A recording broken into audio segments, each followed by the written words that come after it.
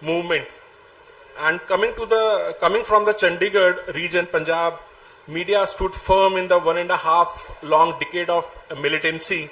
There were killings, lot of arrests, but media stood to its ground. In Telangana, media played a powerful role during the long struggle of a separate Telangana state. These contributions gave the media strong and important place.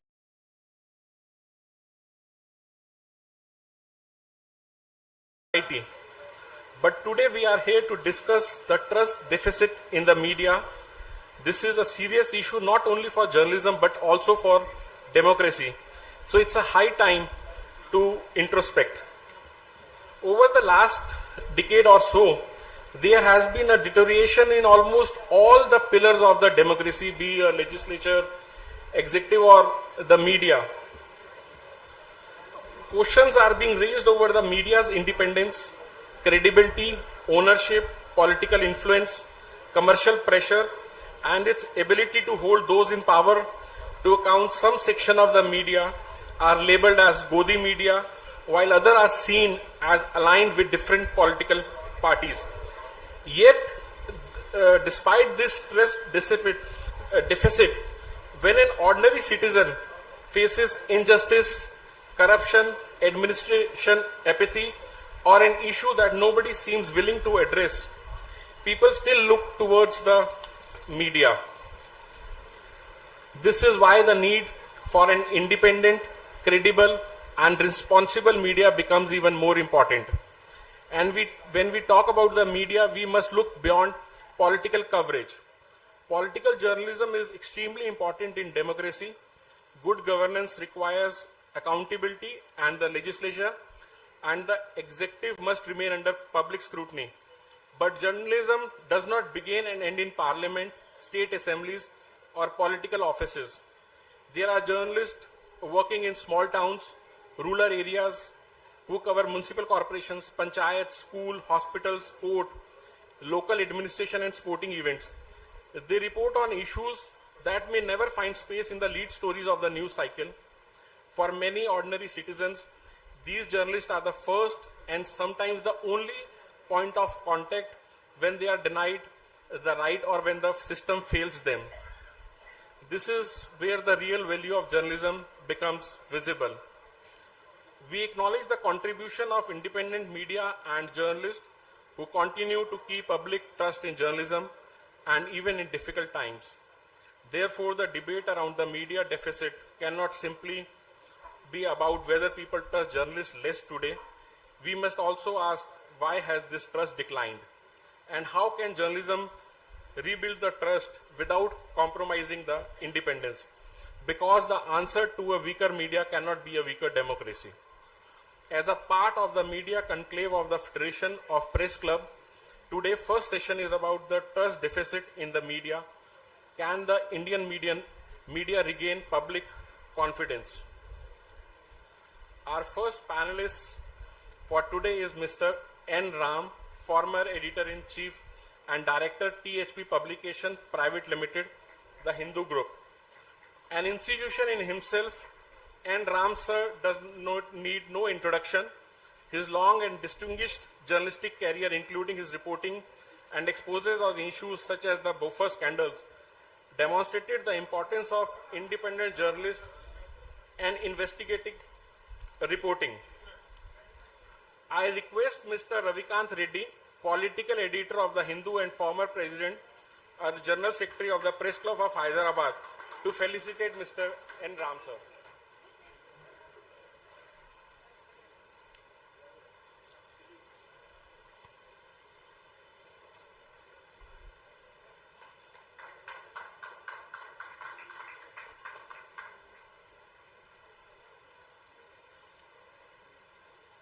Our second panelist is Pratik Sinha, co-founder of Alt News.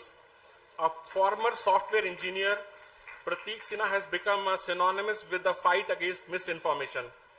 Through fact-checking and evidence-based journalism, he has been challenging false narrative and spread of misinformation. Despite facing threats and legal cases, he has continued his work and remained a strong voice for independent journalists. Welcome you, sir. I request Amar Devolapalli, editor, Manna, Telangana, and former president and general secretary of Press Club Hyderabad, to honor Mr. Pratik Sinha.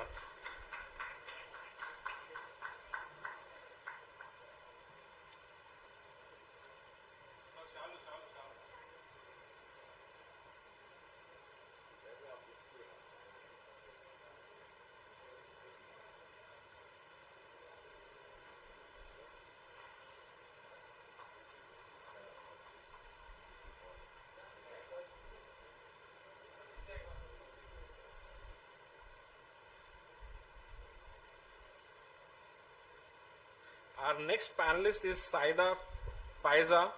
She is a digital editor, the Siyasat Daily. She is from Hyderabad and is the newsroom experience, the force behind the coverage of the Siyasat Daily. So I welcome you, ma'am. I request Ms. Vanjana, former Vice President of Press Club. Aruna, Vice President of Press Club Hyderabad. Aruna ji. So my mistake, please.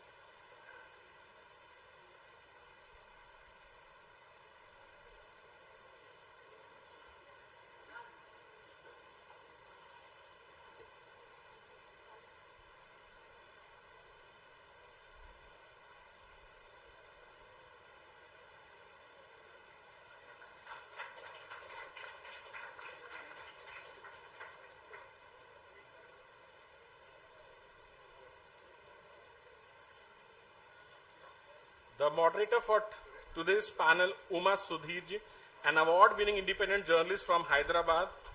Uma ma'am has a long and distinguished career, including a long stint with NDTV.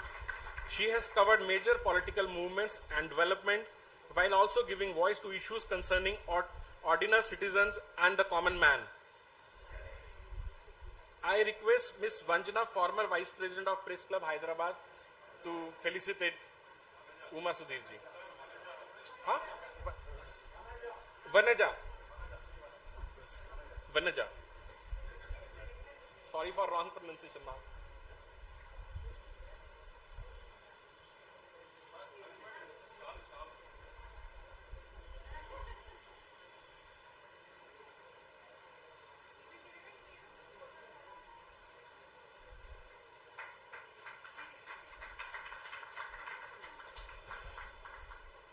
Today is the beginning of our media conclave session, and it's going to be a series of media conclaves in the coming time to strengthen the voice, to give strength to the free speech. And over to you, ma'am.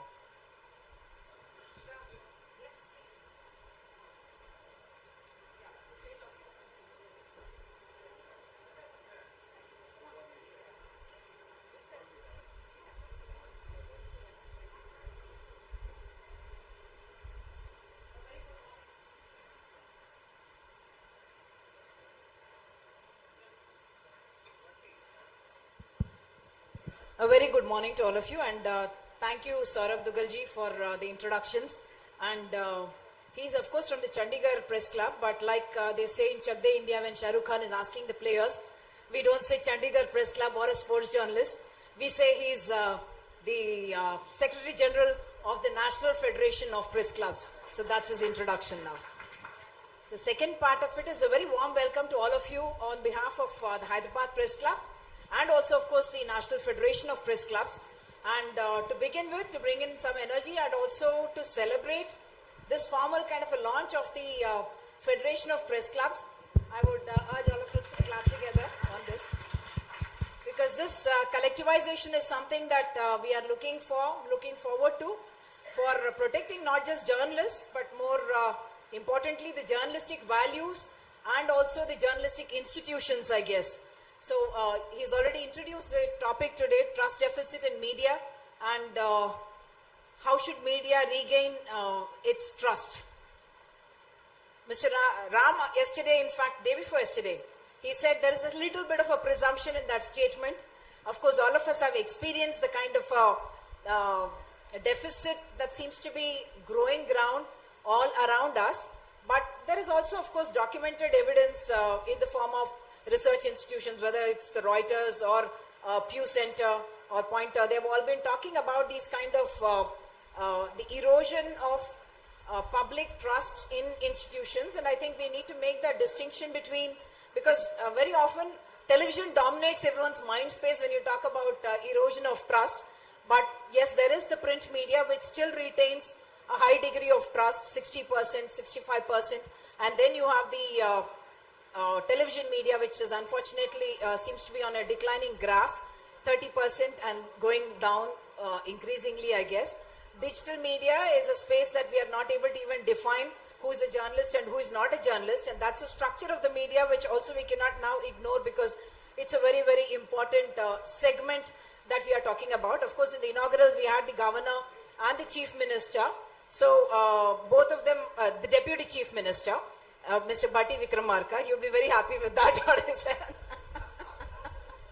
So we had both the governor as well as the deputy chief minister coming and saying all the right things about where they want the media to be, what kind of press freedom it should have, and what kind of a role. So at least theoretically we are all on the same page. Shouldn't say across the political spectrum when the governor is involved, but yes, at least theoretically we are all on the same space, and therefore I guess something which is not just ceremonial but symbolic as well for all of us. So I'm going to start off where you left yesterday. You spoke about how both constitutional and legal safeguards may not be sufficient. Even that we realize that constitutional and legal safeguards is something Vivek is working on to say where are the gaps and what we are missing out, and where they are trying to again dent those so that the threats come even in those things which we taken for granted, legal and constitutional frameworks. When we keep saying erosion of trust, public trust is something very important even for the safety of the journalists and the journalistic institutions.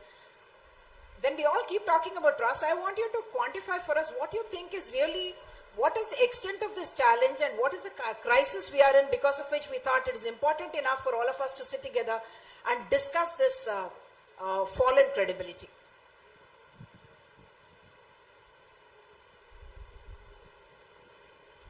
Yeah, I think there is a considerable uncertainty about this, because for one thing, India is so vast and diverse. We don't know what's happening in various parts of the country. Now, take this Reuters Institute, it is at Oxford. I've been there quite a few times. Digital News Report. I think it's a very good center for research on journalism, but they have limited resources. But they came out with an annual report. Yeah, and in a sense it's very thin because they don't have the funding to do a big survey, and it's largely the English language newspapers. But insofar as it goes, 39% of Indians say they trust news. My point, the reason I mentioned it and made those remarks is that we shouldn't come to big conclusion based on this very limited data. But we can't ignore it either, because also I think there is reported evidence that trust is less trust. So lived experience from journalists and media persons all over. So that has to be taken into account. Perhaps Pratik may have some insights into this, because they drill quite deep on issues they pick up. Yes, assuming that we have a problem with trust, and we don't have a reference year or a reference period where trust was very high, but again, intuitively, I think a lot of people, we know that trust was a key. During the freedom struggle, when circulation of printed newspapers was very limited, there was no television, there was some radio, but it was all controlled. So in those times, instinctively we feel that somehow the printed press had influence, and based on trust. I mean, the newspaper of record tradition, I'm familiar with the Hindu or the Times of India or the Indian Express, they go back. I think, and during the Bengal famine, Amartya Sen has said that the role of the statesman, which are very limited circulation, owned by, British. It's not part of the freedom struggle. And yet, it's reporting of the Bengal famine, with Mahala Nobis, I think, making some input, made a big difference. I don't want to go into too much detail. So, although there is no real data on how to measure influence of the media, instinctively and anecdotally and in terms of some, as you say, theory, there is this, we can assume there was trust. Today, I wouldn't draw large conclusions, but assuming that there's I wouldn't say a crisis, but a real challenge there, many of the reasons are beyond the control of the professional media or curated media, whatever word you want to say. One is the economics of the whole business. The media's economic foundation are weakened. We can discuss it if there's time. The old business model where the 20th century, particularly the second half of the 20th century business model where advertising subsidized a lot of journalism, paid for a lot of journalism, could do investigations, you could have foreign correspondence, and all with a limited budget. But it was well funded and they were quite profitable. So, in a sense, actually, you could do. very often, where we are, when we are encountering the public or even civil society organizations, they presume that the press is sold out or individuals are sold out, whereas what you mentioned, the economic model for news organizations, even professional news organizations, is such that sustainability does become a problem, because of which all of this, isn't it? Not so much because the ethics of journalists has suddenly fallen, the standards have fallen, but because economics also dictates it to a large extent. Yes, the political economy of the media, I think that has to be studied, and there's some research on that. And so that's been weakened, the foundation, the base has been weakened, so you're cutting corners all the time on travel and so on. On the other hand, there's some very good investigative journalism with many people doing it. Earlier, there were fewer. I think a lot of people, for example, on the standalone digital players, digital-only players, they do investigations, alt news. It's not just fact-checking on particular issues. They drill quite deep. So I think that's a very good phenomenon. But the big players are cutting corners all the time. I see it in our own operations. So you do the best with what you have. Whether that has affected the quality of journalism or has just cut out the flab, I can't say. Your views I don't as... think it does, sorry.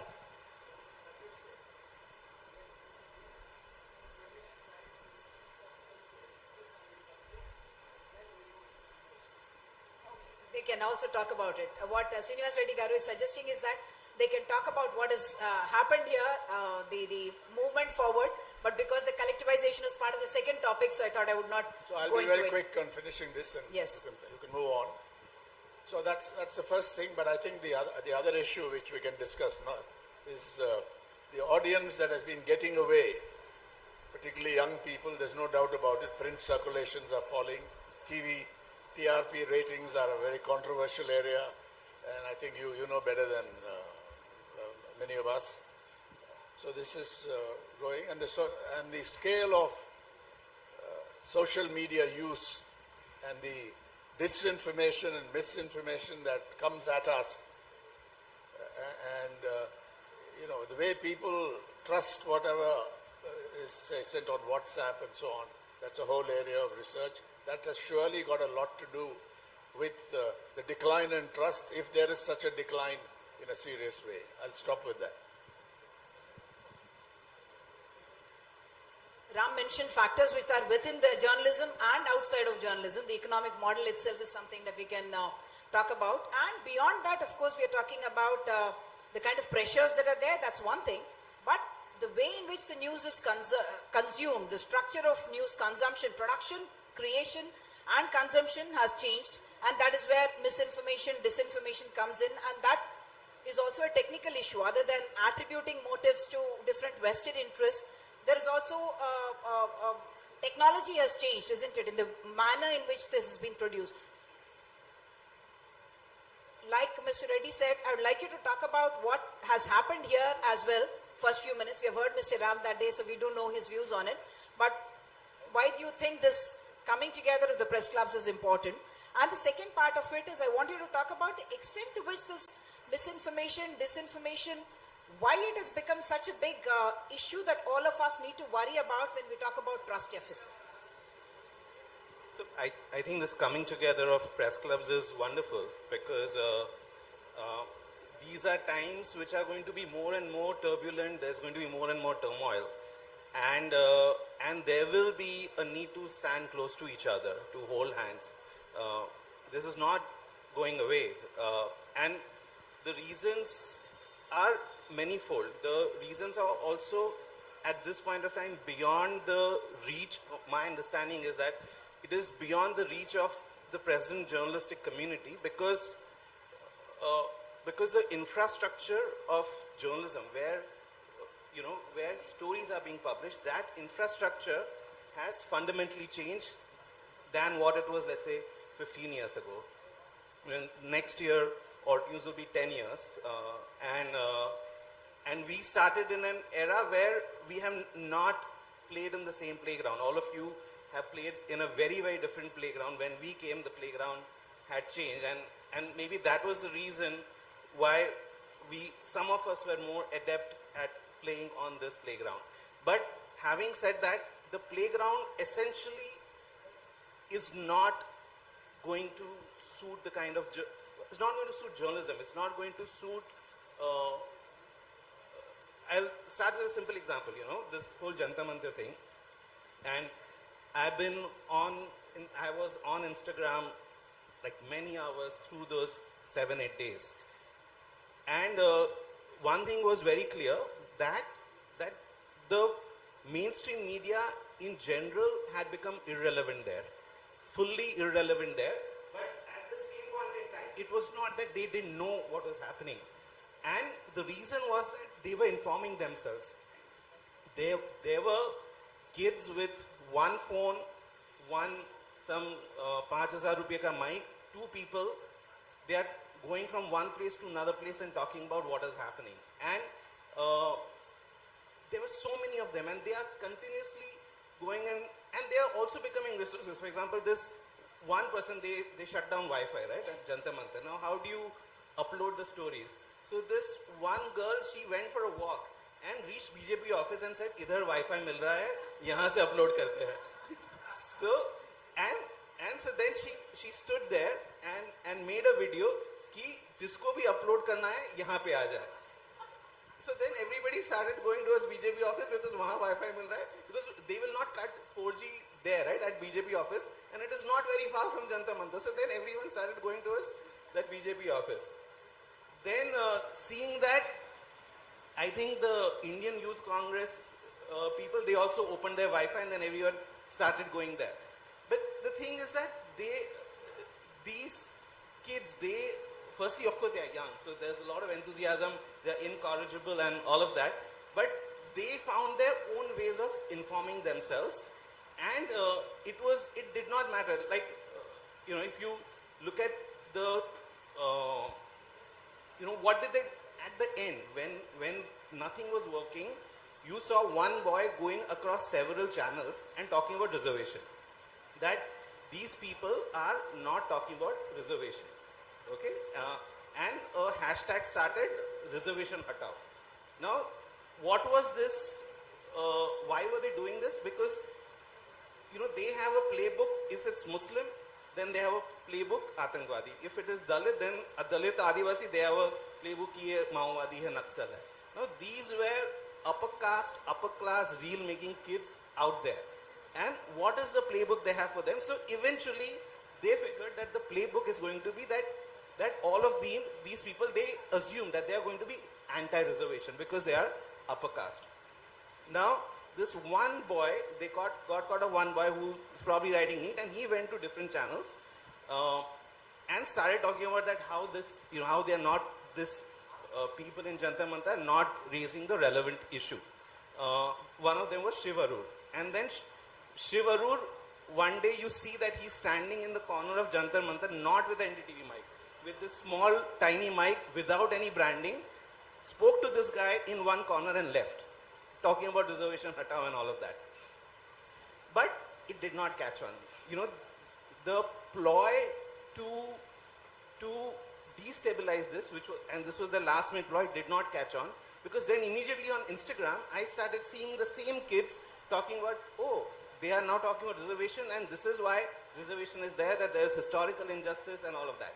So the beauty of all of this was that they informed themselves, and if you look at the views that they are getting, you know, one reel would get a few 100,000 views. Like people, we can never reach that kind of audience. Even if we try on a digital website, we don't reach that kind of audience. I'm not saying that the work that we're doing is not important. I'm just saying that It was a mood and it was the time as well. yeah, It was a mood and the time. and what was beautiful about this was the decentralization of production of media. That it was fully decentralized, and that is where. And I just want to point out one thing, because I've been following these kids after. No one makes videos about Wangchuk or Dipke. No one is making them gods. You know, and so this is also a generation which does not go by something that has been said previously, कि इनको trust करना है. And I think that also holds for media, that they will not go by that इनको trust करना है. They are all individually making up their mind who to trust, who not to trust. And I think we can talk more about this, but I feel that the whole infrastructure of production, just one more point, that this, you know, we also have a new protocol of communication, which is like, comment, share. And this protocol of social communication, this like, comment, share, this is a very problematic thing. If I had a screen, I would have shown a presentation about how in 1998 there was a website called Am I Hot or Not? And two boys wanted to rate women, and they created this website called Am I Hot or Not, where you can rate women from 1 to 10. Now, if you few years later, a website was made which was called facematch.com. This was created by a boy in Harvard who stole the pictures of all women from Harvard directory and created this website called facematch.com because he wanted to create a equivalent of Am I Hot or Not? Who was that boy? Mark Zuckerberg. And he was almost suspended for it. But the idea of rating has that the communication, that this like, comment, share, love, the idea of rating comes from this one singular website which is about rating women. If you look at the earliest interviews of YouTubers, the two YouTube founders, they also said that the same thing, that they want to create a video version of Am I Hot or Not? So all of this journalism is happening where two Ivy League boys, they decided that the social communication is going to be about like, comment, share, and we have to play in that playground, and that, unless we change that playground, unless we create our own playground, it is going to be very difficult. So what Pratik is essentially saying is that the way in which news is getting consumed is very different. The way in which it's being created and also distributed and consumed by the people is very different, and therefore the rules of the game may entirely change. And this is something that the mainstream media, whether TV, digital or print, will need to take cognizance of. Of course, all of us are trying to jump onto the bandwagon knowing that the clicks are there and you can monetize there as well, and the presence there is important. But the rules of the game have really changed, and you don't get a comprehensive picture. But because of the plurality that we are even otherwise proud of in the media, you're getting different voices. One spoke about reservation, which takes it in one direction, but the others did some course correction, because of which the larger voice of the public was perhaps being able to be heard, and the issues came to light. Syeda Faiza is not just our gender diversity representative on the panel, she's someone who heads the digital division of the siyasat, and she also brings in that regional and language flavor as well, and diversity as well. Syeda, we are talking about all this. Is this what you're seeing, say, in the language diversity space as well, regional space as well? Are there very similar trends to what Mr. Ram spoke about and Pratik spoke about? They have made some very good points, very relevant points. I do agree with them. Do I get a little closer? Is this better? So they've made very relevant points, very good points, and I do agree with them. Ram sir has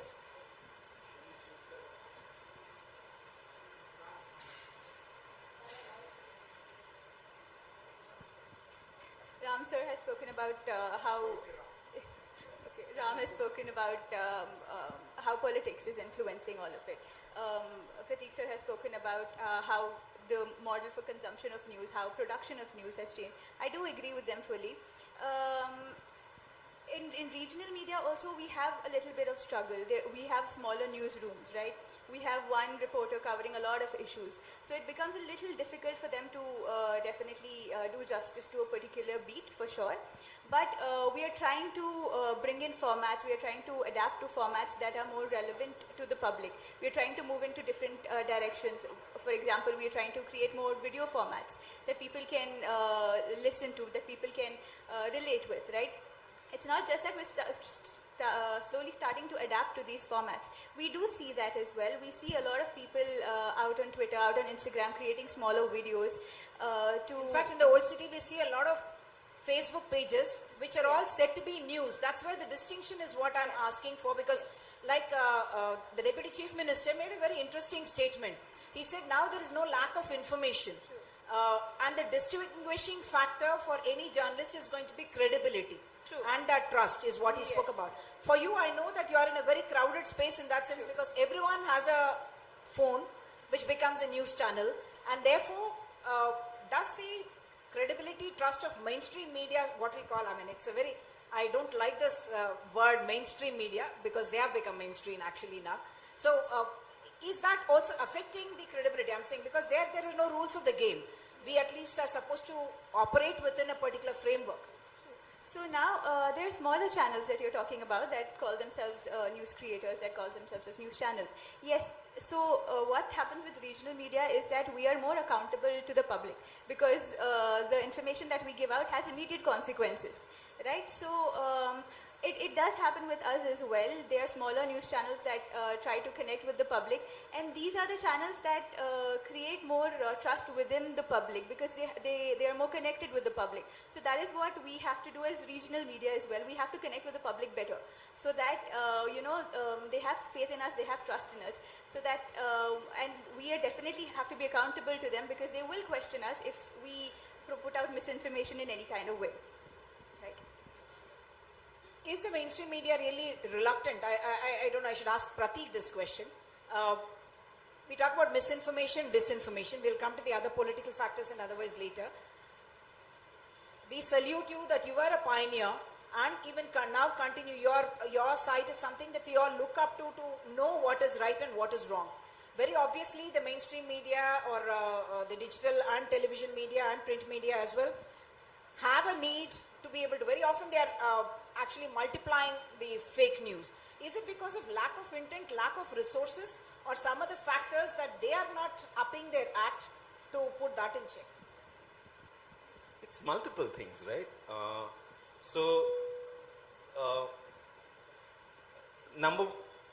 There are organizations, we have debunked newspapers, mainstream media newspapers, falling for onion, and satire site and putting out onion pieces as translated pieces. For example, multiple times we have fact-checked Gujarati newspapers who have taken an onion piece and put out a satirical piece as real news. So that is one, is not being native to this medium. That is one issue. But very often, I think it is active disinformation. So, for example, we had debunked this one particular video. Much happened in Jamnia about 3-4 years ago, and the police barged in, and one video came out where the kids were seen holding something, and there's one particular reporter in India Today who does these stories. He comes with a story from the Delhi police and says that they were holding stones, and that is why we had to take action. We did a story and we showed that those were not stones, those are essentially wallets. We zoomed in and we showed that these are not stones, these are wallets. And these are multiple times, these stories are being placed which are false stories. So a lot of, I would say this is active disinformation, is because it is being pushed. There are so many cases. For example, OVC की rally में बोला कि Pakistan जिंदाबाद. OVC was doing a rally in Delhi or Lucknow, I forget. And the person's name, the local general secretary's name was something Khan. And they were saying, I forget what his exact name was, that this Khan Zindabad. Okay? I think we have debunked at least 15 of these, where mainstream media has put out that in a particular political rally, Pakistan Zindabad has been raised. And of course, these are rallies of opposition parties. Samajwadi Party rally happening, same thing happened, and 3 boys got arrested. In Araria, there was a by-election, and RJD won. 3 boys got arrested.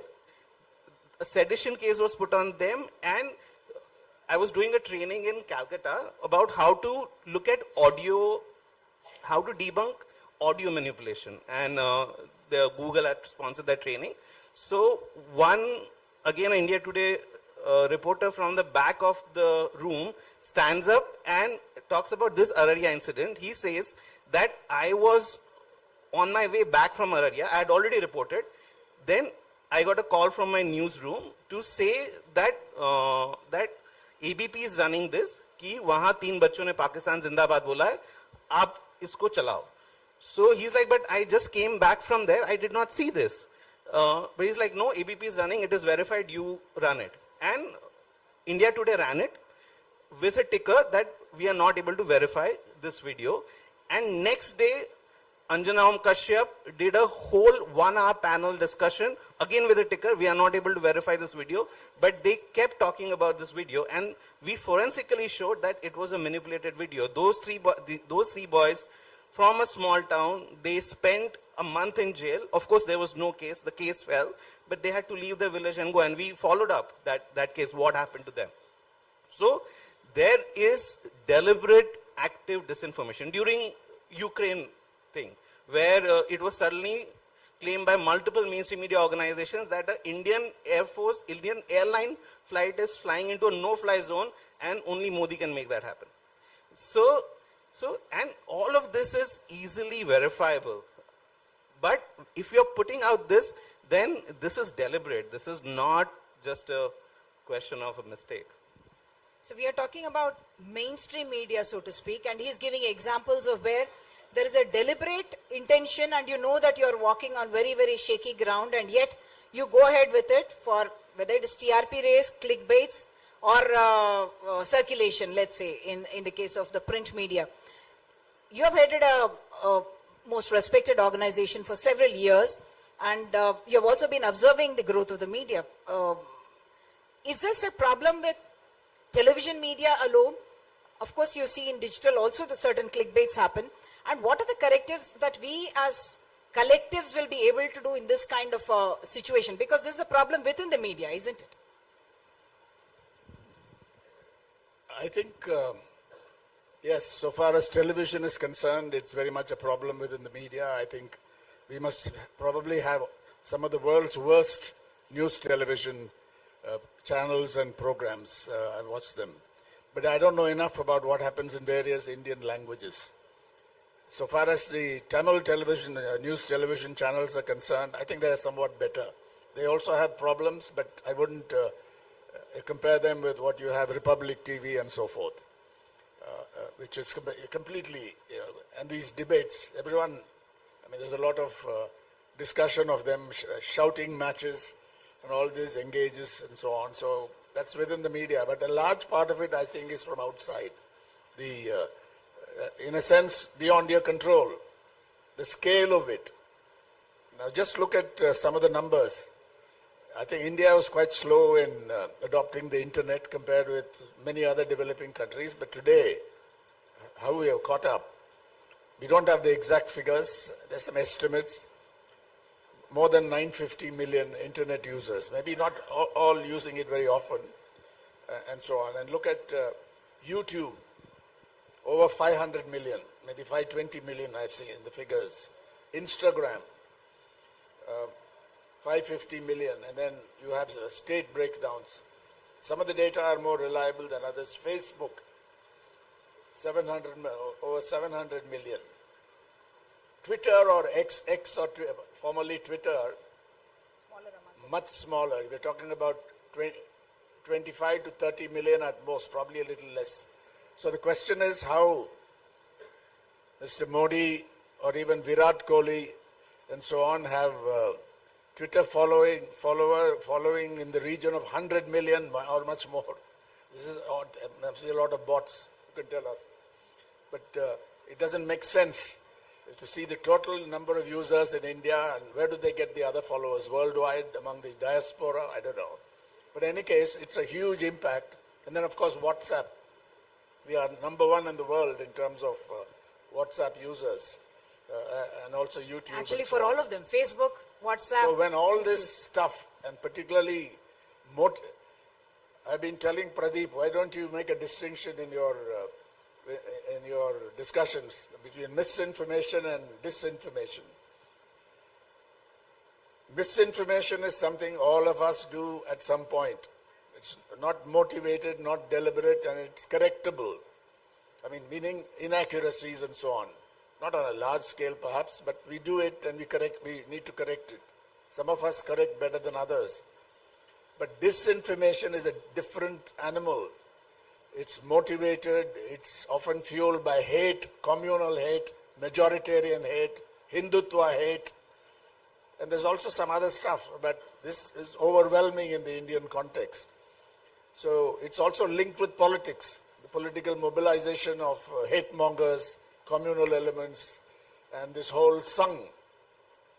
Not everyone may be indulging in it, but they have a powerful, so in a sense it's beyond your control.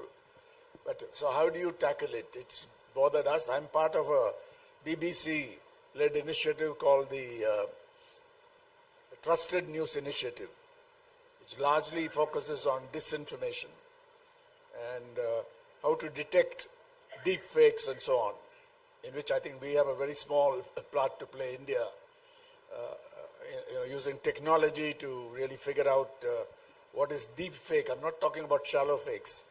So when all this comes at you and your business model, if it has not collapsed in India, because print still has a life and an intermediate life also, particularly in Indian languages, but even in English. So how do you respond to all this? Not easy to answer. You can do fact checking, you can do exposés, expose the deep fakes, what he was talking about. You can investigate, but I think there is I wouldn't use the word market, but that's what it is. But there is an audience, a loyal following for good investigations. We know that, and also good explanatory journalism. It is often niche. It's not just, as is fashionable to say, it's just the digital-only players who do it. I think some media organizations, so-called mainstream or legacy media organizations also do it because they have the resources to back this up. But certainly the digital-only players, the Wire, Scroll, and so on do it. And also don't forget Caravan magazine. Anant was there earlier in this. It's a major group, magazine group, and they back it. So I think there's a path forward there that you continue to do it. Frontline, I would say, it's doing quite well digitally, apart from print. So there are those, you have to find others. And this is where press clubs come in.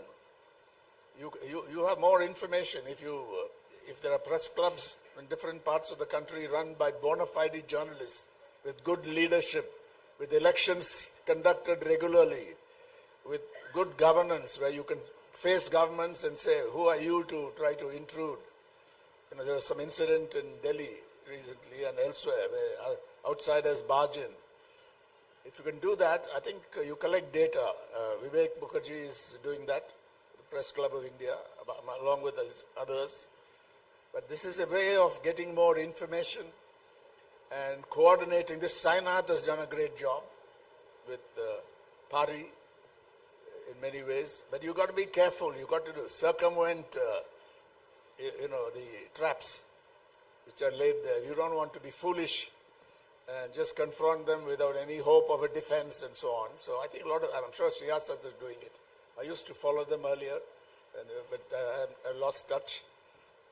So I think, it's hard work, it's plodding work, but there is a path forward in doing it, because there is some evidence that people follow, there's an audience, a loyal following for long-form journalism, investigative journalism, analytical journalism, explanatory journalism, making sense journalism, and so on. So I think that's the way. And here, this is not just a loose network, but it has a purpose. It has a mission to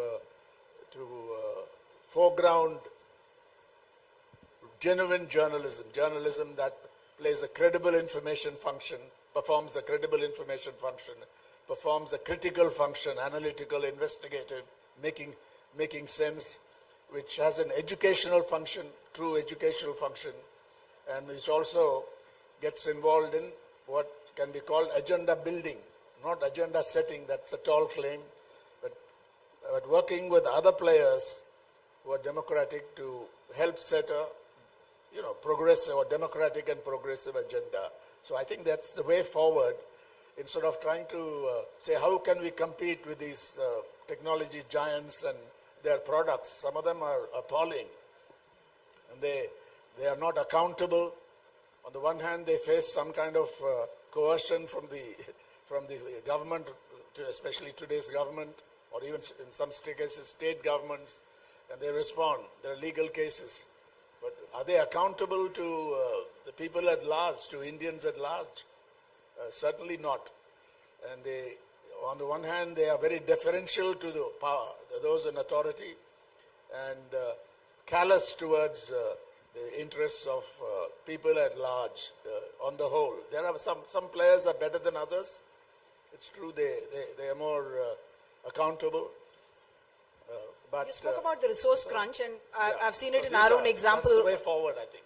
Yeah, I'm saying in our own example, NDTV itself used to do a lot of ground reporting, and we would go into the field, and even when the leadership was committed to the idea, there came a time when we could no longer do it so. So is there really funding possible in any other manner of doing this?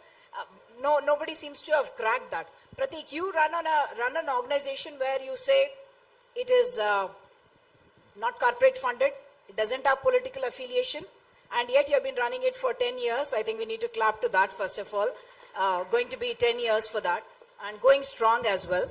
They are not financially in as fragile a position as you think.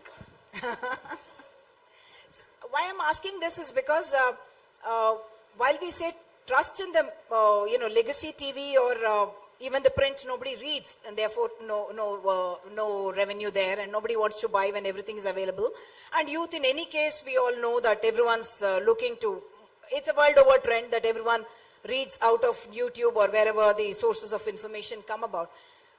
Individuals like, say, Ravish or many other YouTubers which are independent, which people want to see, but they are not again guided by any framework of what journalists are supposed to do. Is that the model that we are going to look at in the future, increasingly so? From a financial I want point you of to view. also react to that, since you shook your head quite vigorously. From a financial point of view. Sustainability point of view, credibility point of view as well.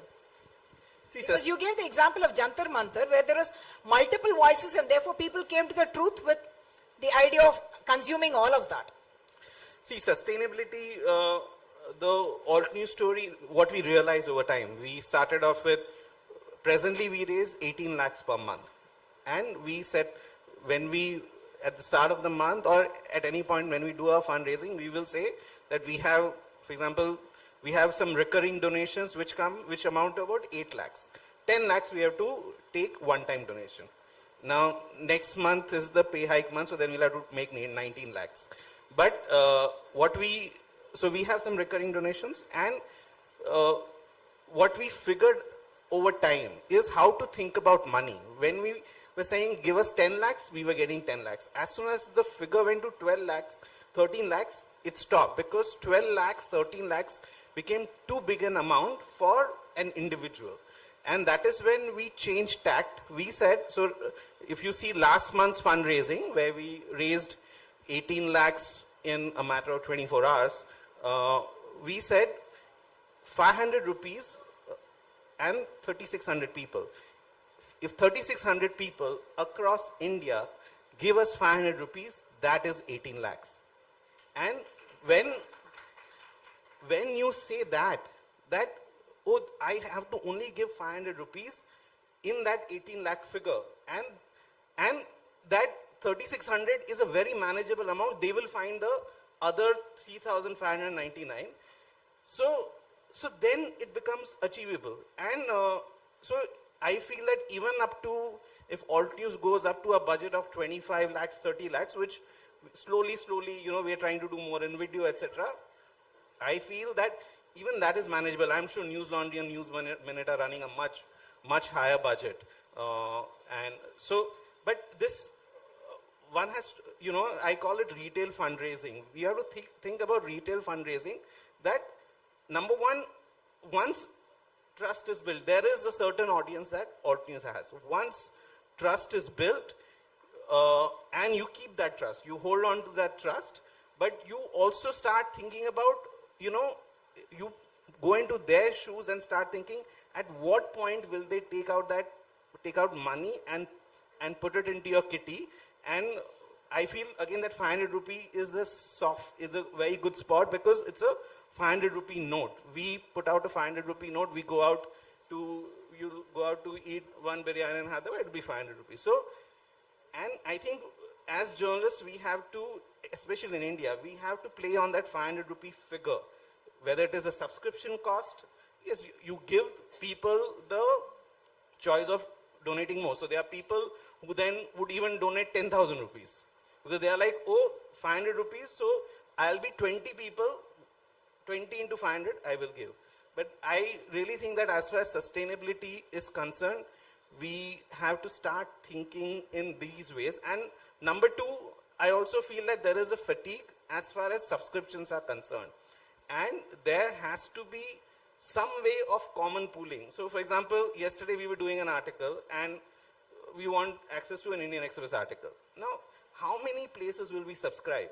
So if there is a way of common pooling that I am giving 500 rupees, give me access to one article in Hindustan Times, one article in Hindu, one article in Indian Express. And if there is this common pooling, then I think that could be a more successful model.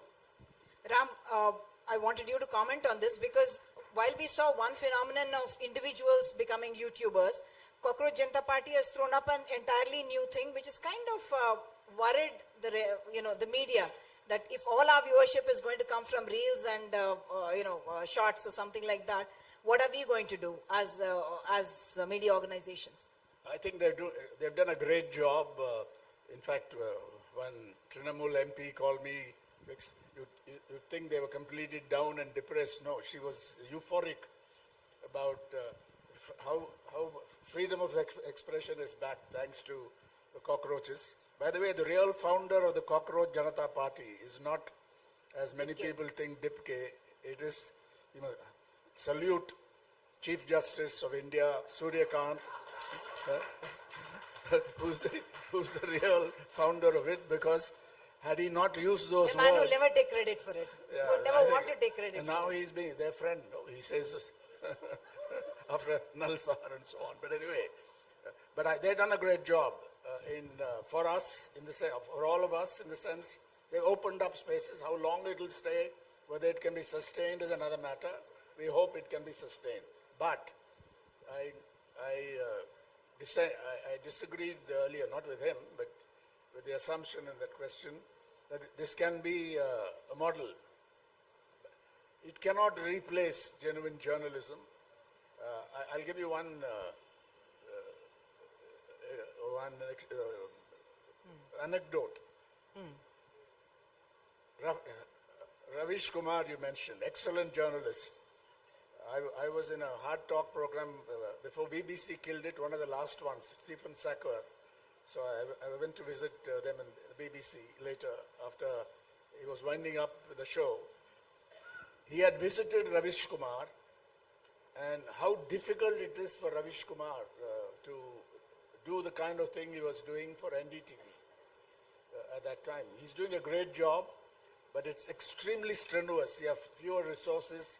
He doesn't have that team to do it. He has a following. Is this sustainable beyond? And this man is extraordinarily talented. But can it be a model? I'm afraid not.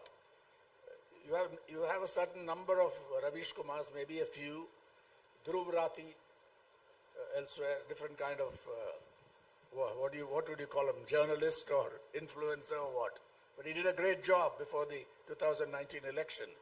Of course, in the safety of Germany, therefore, that also can be pursued. But can it replace journalism as we know it? I'm afraid not. They'll have a huge following, but it'll be one track or their track. It cannot perform the functions that journalism can do as far as we know. And it is not organized, but we respect them, and they also help us in many ways.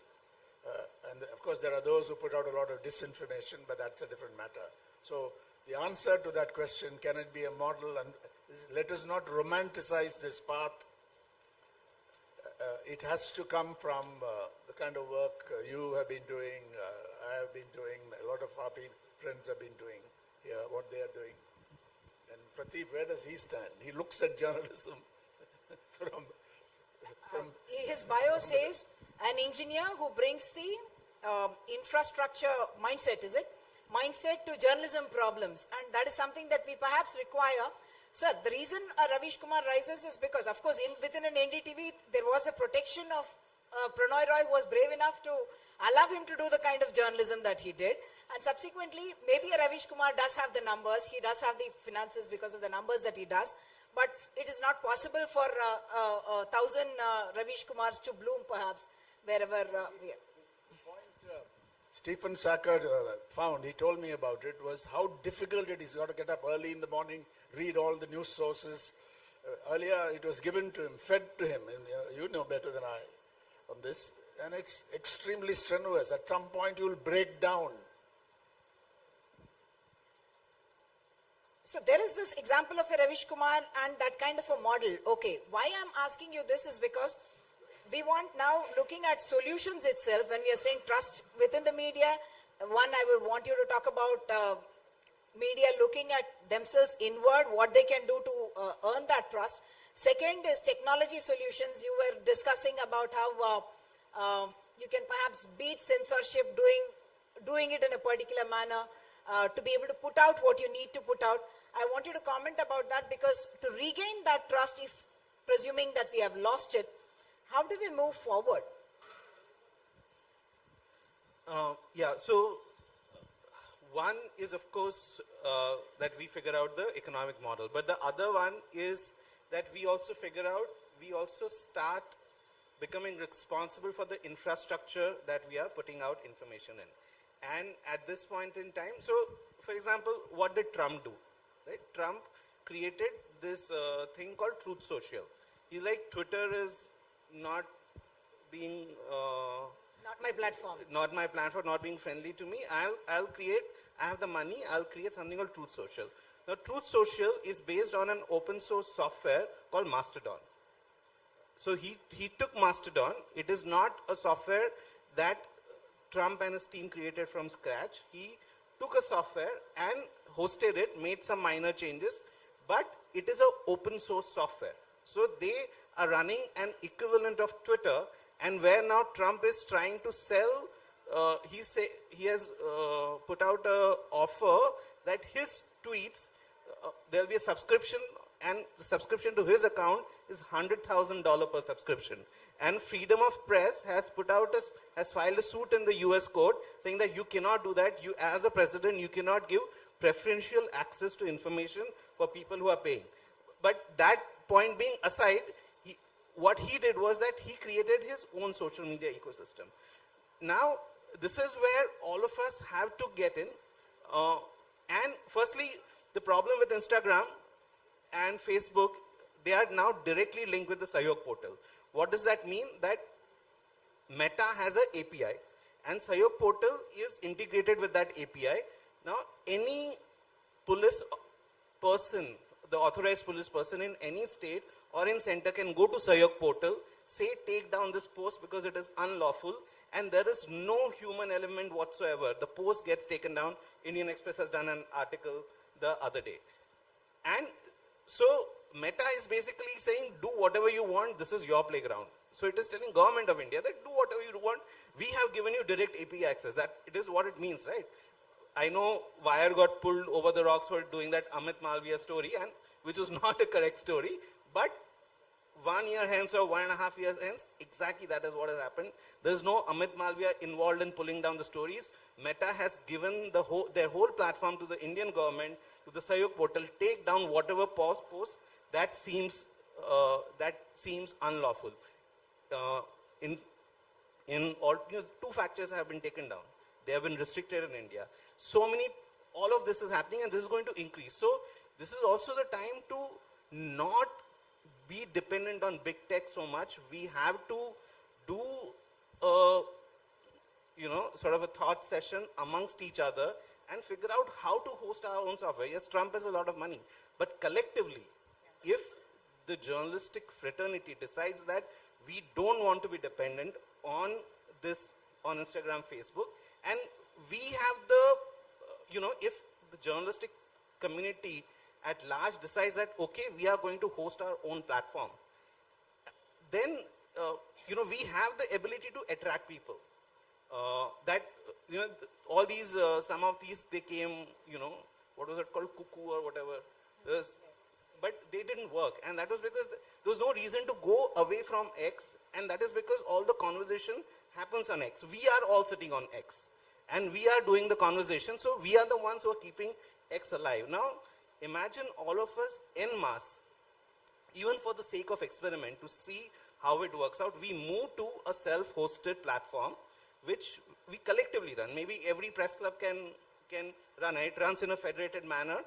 So then we try creating our own platform where we do our journalism, which is not easily censored. And we also start talking about simple things. For example, if you have your browser, and if you go into your browser, if you go into preferences, there is a setting called DNS over HTTPS.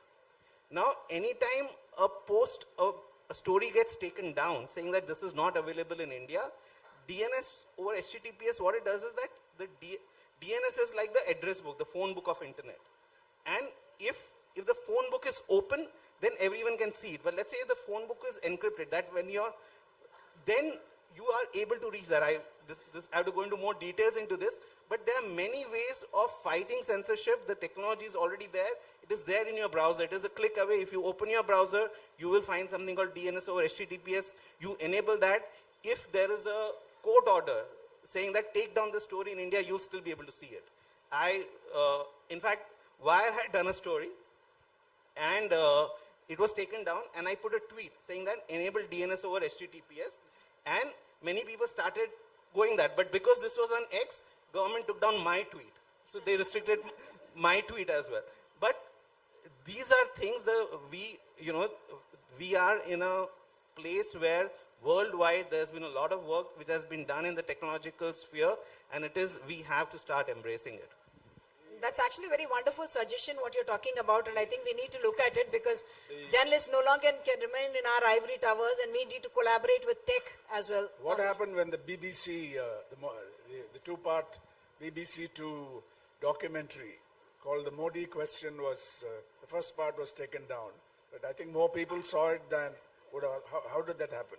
We paid a price for it. Yeah, that is also the case of, that when you ban something, for example, Satlaj, I don't know how many people, it came to me, if people have downloaded Satlaj and have circulated it. So if you're going to pull down things, then people are going to watch it, but that is a different phenomenon.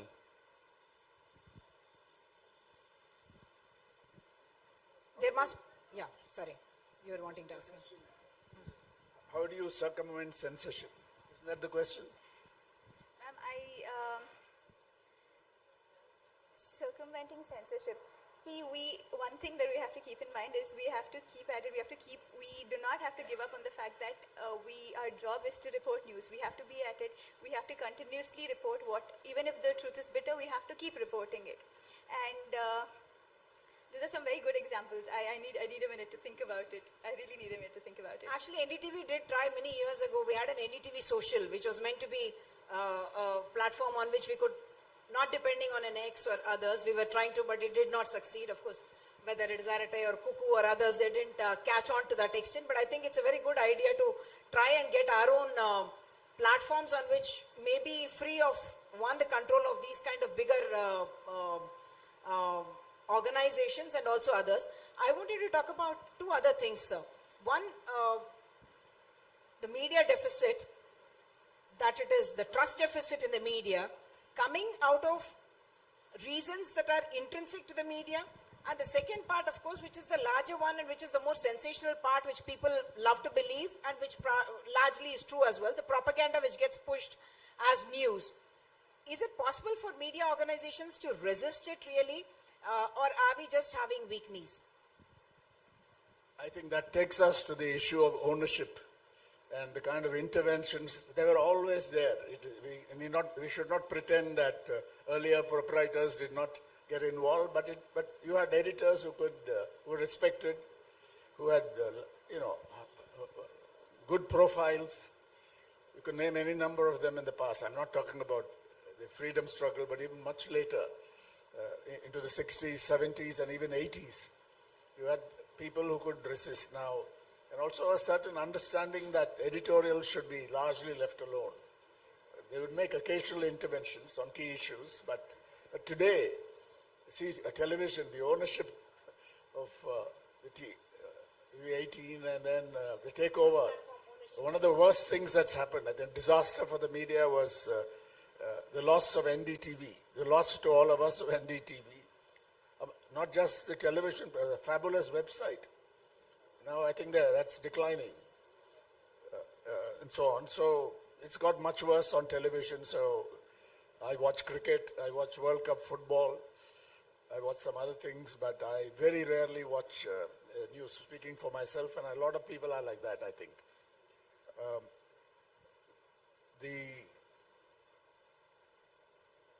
The issue of ownership, lack of transparency of these interests, I think is a major problem, which I think the discerning section of the audience, I mean, there's also the other side who punish you if you get too propagandistic, who think you are enthralled to those in power at the union level and even at the state level.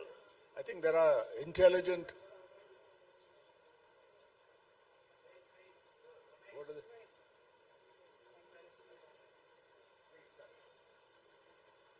Yeah, can't that be done later? It's yeah. What was the other part of the question? So you were talking about the larger... looking inwards, what can organizations do? If my intent is right, that I want to do good journalism, what can you do to rebuild that trust? Alt News is one example, and he has a particular model. Adopting codes of conduct, codes of editorial values. The Hindu tried it, but now I think with digitization, it's become extremely difficult to do. So journalists themselves have to do corrections. Editors have to do it. The idea of a reader's editor or a news ombudsman, there's an international organization called ONO. We made much of it, but today the Hindu doesn't have a reader's editor because it's become very difficult to do the job. There are also other ways of doing it. You have to correct. But I think still the idea of a news ombudsman who's not answerable to the editor and the editorial teams, but only to the whoever appointed you, and they don't interfere too often. I think is still a good thing. But you need a code of conduct. You need corrections mandated by the organization, by the editors, and you have to adopt this code and make it transparent. I think that really helps to build trust. Then when it comes to self-regulation for the whole industry, I was much taken with what was happening in the UK. The Levison inquiry, we don't have time to discuss the details. It was shot down by the British press, but people like Alan Rusbridger of The Guardian and even the Financial Times bought into it or supported it. The idea is that an independent self-regulatory mechanism would be set up comprising journalists, not serving editors or proprietors, but respected figures in the media and maybe some others. And they would adopt a code, and this would be certified. It would be underwritten by statute enacted by Parliament, which would just be a verification procedure whether the code is adequate and whether the panel selected is up to the mark. It looked like an attractive model, but it's very hard to work it. So I think we have to discuss it. Whether in India, I think you've been working on a media bill and so on, but self-regulation, not just left to the media, that doesn't work, but required, underwritten perhaps by statute or in some other way, I think would definitely be a good way to row back and get some, I think that would bring a lot more trust if it's transparent and you had this self-regulation. Then funded businesses, very hard to bring them up to speed, but we are doing it. Pay for journalism. The Guardian has been remarkably successful. As you know, it's a non-profit backs it up, the Guardian, the Scott Trust. But they also, it's free, the digital content. But there's also various ways they collect money, above all by asking people, if you like our journalism, pay us. And that's also the Wire's model. Although Wire also takes donations and so on. Editorial firewalls, and then media literacy. I think that becomes very important. It's been talked about. Media literacy curricula can be prepared by, I think it's already there in the Hyderabad Declaration, which is going to be put up for adoption later on today. I was told I won't be here for that, but it's up there. But I think working with organizations, even government agencies, which are willing to introduce it into the school curriculum, into the school programs.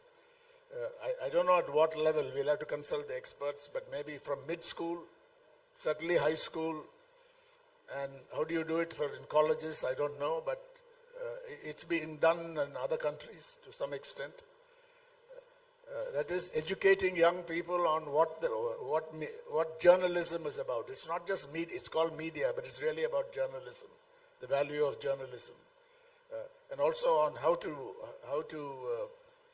distinguish disinformation from what the media do and so on. These are ways to help, and we have a number of suggestions which have been put forward. Nothing original here. Hopefully all of that is going to be part of the Hyderabad Declaration with room full of journalists, and they would all have questions. So let me throw this open, sir first, and then I'll come to you. Yes.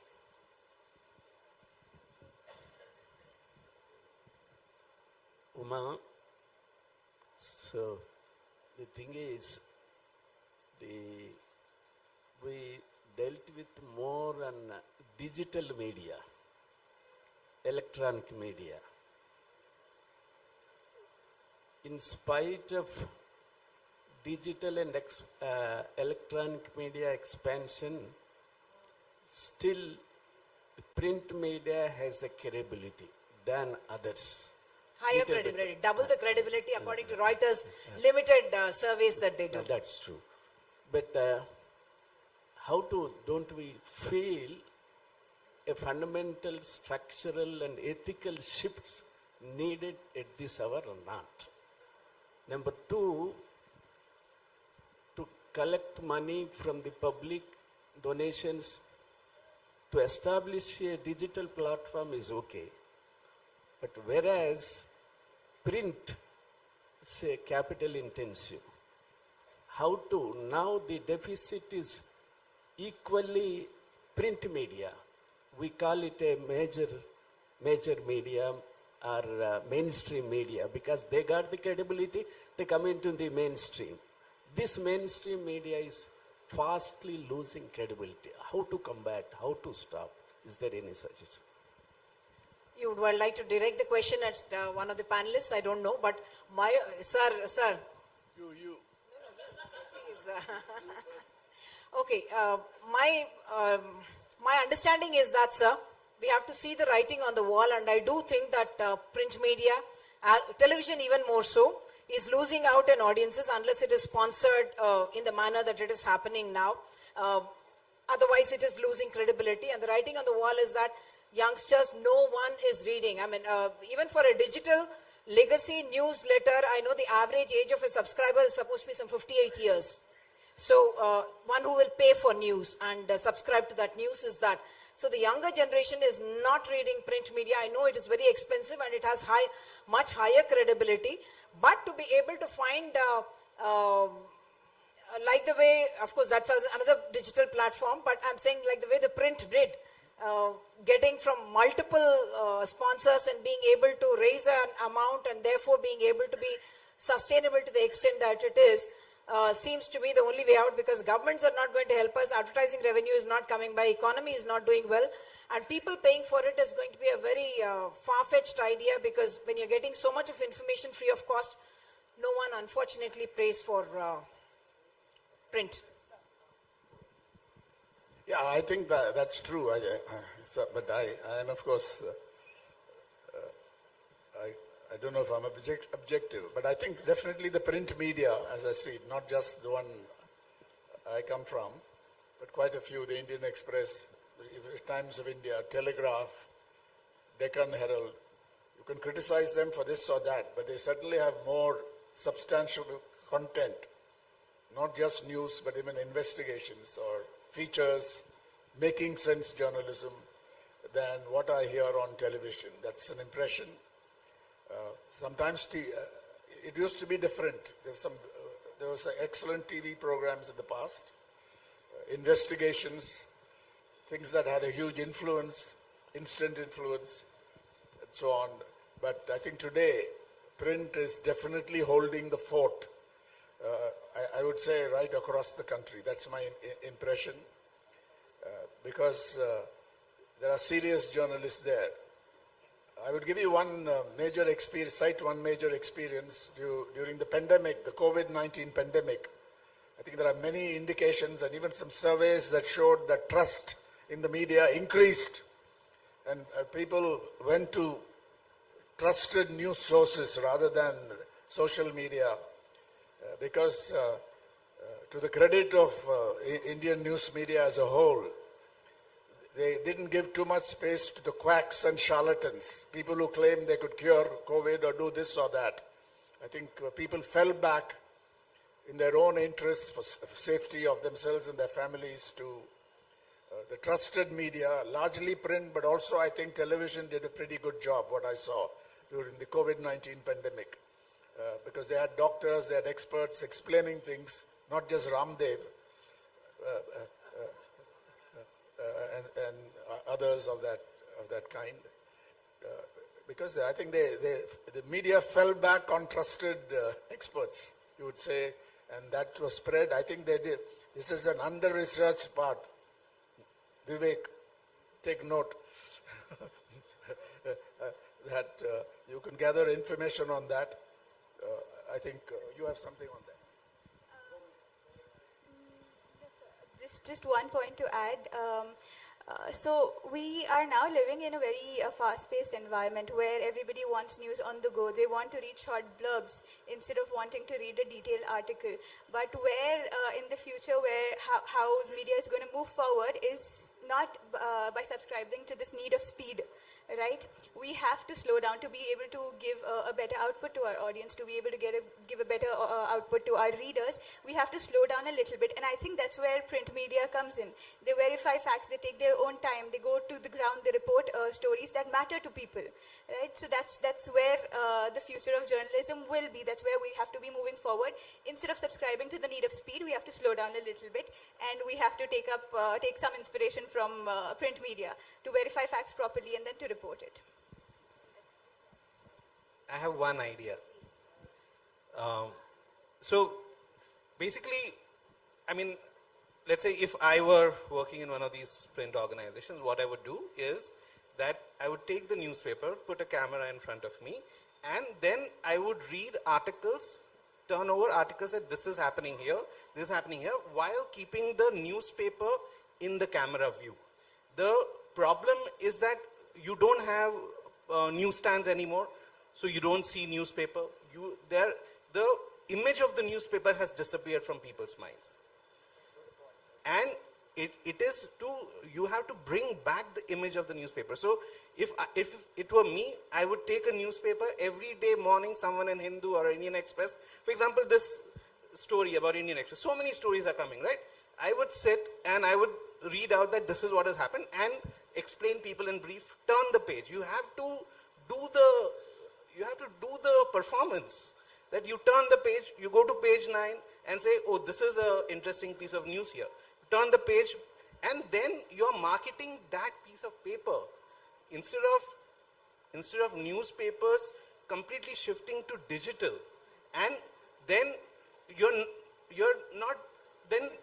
not connected to the newspaper, but your information is coming from the newspaper. Even the digital sides of newspaper organizations are getting people, what ground reporters are saying. And so I feel that there is a need to market the newspaper, the actual form of the newspaper. That is certainly a good idea. The other part is, even though, like Ram said, 39% of news, 39% is the trust in news, yet the demand for credible news is actually very, very high. People do look for that now increasingly. So people say, we want credible news, and why aren't you, for instance, because the brand that I work for and the owner that I work for, so they say, since Pranoy is there and Decoder, why wouldn't he expand it? So there is the demand that comes there, but sustainability. You were saying something, sir.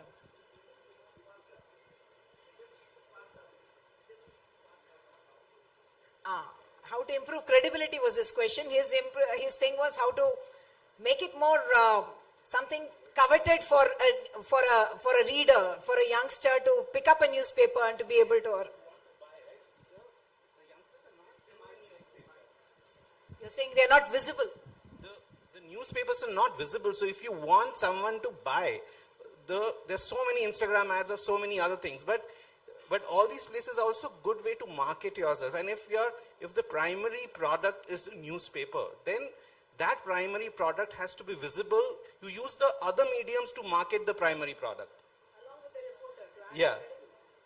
So, but the primary product has to be constantly visible. If you're selling a fan, you have to show the fan. How to improve credibility?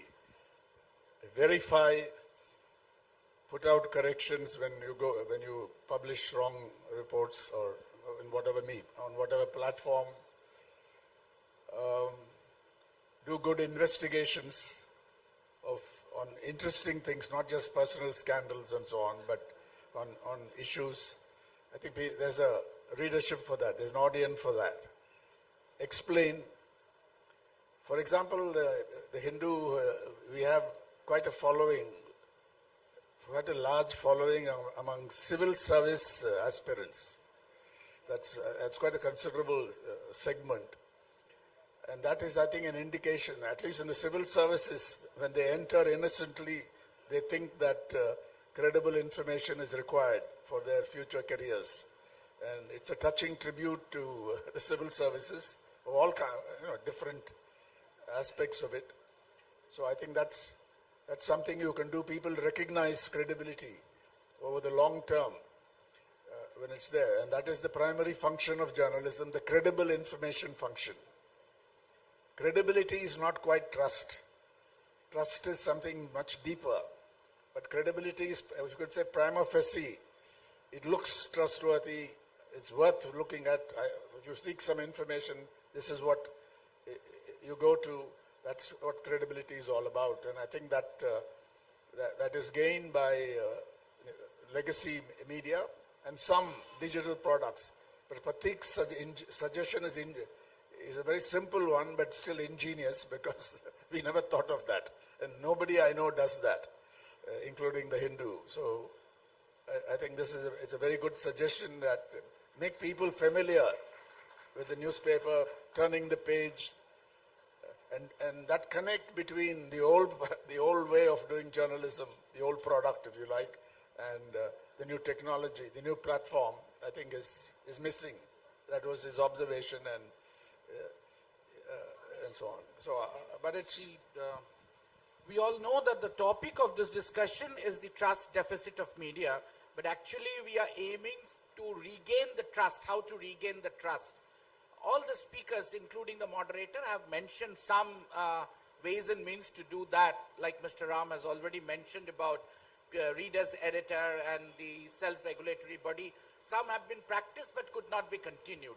So I would request all the panelists and the moderator to just give us some bullet points which might have come in your thought process, that how to regain. We want to take away something concrete.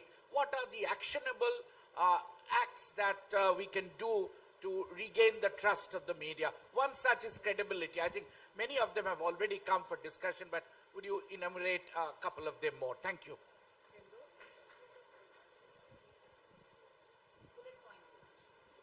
So, for example, Ajit Anjum, and if you follow him on YouTube, and he's going, whether it is farmers' protest, whether it is any protest, he's there on the ground with his camera and, reporting from the ground. And on Jantar Mantar, at the end, he got a standing ovation from all the youngsters who were there.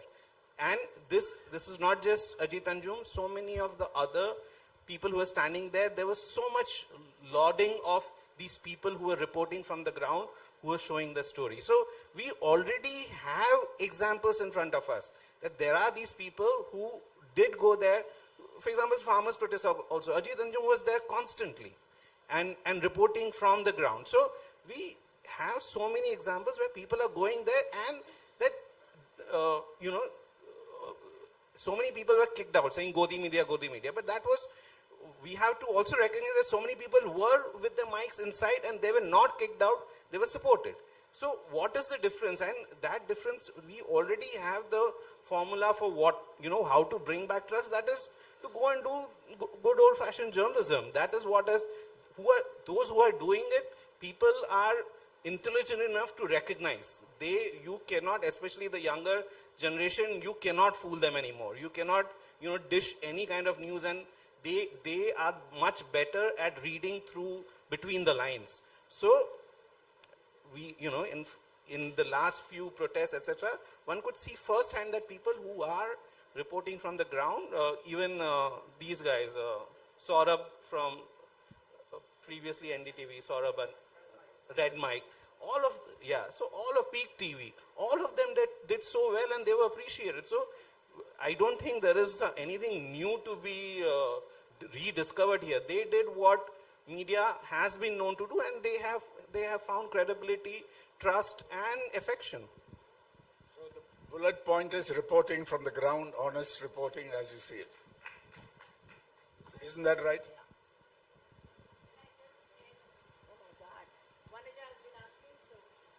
I just want to add, to what Pratik has said. It's you talked about Ajit. Ajit started his program by discussing morning newspapers in the Hindi. He would just take these papers and say, what is this about? What is that? So he was also showing those papers. I think it's a very good model. And one other thing I quickly want to add is also in The Wire, what we used to do was regularly look at all the editorials, and we'd put out a story on the digital media of all the editorials, what they are talking about. But gradually we needed to stop that. Then we realized because the editorial space has also been infiltrated. Yeah, thank you. Vanaja, please. Yeah, okay. In continuation to what she said, Telugu media has been doing that, reading newspapers on TV and digital media. Those are the most successful programs on TV. Okay. Vanaja herself is an independent journalist who puts out in-depth kind of analysis or perspectives on very important issues that happen here and elsewhere. Thank you, Uma, and thank you all, for being Ram and running that newspaper still, credible, trustworthy, and Pratik for doing what you are doing. And many people do not know that Farida runs a very, very successful digital platform. They have huge following outside India. Many people do not know actually she runs a very successful digital platform. Okay, so now there are a couple of issues. One, are people trusting, newspapers? That is the discussion going on.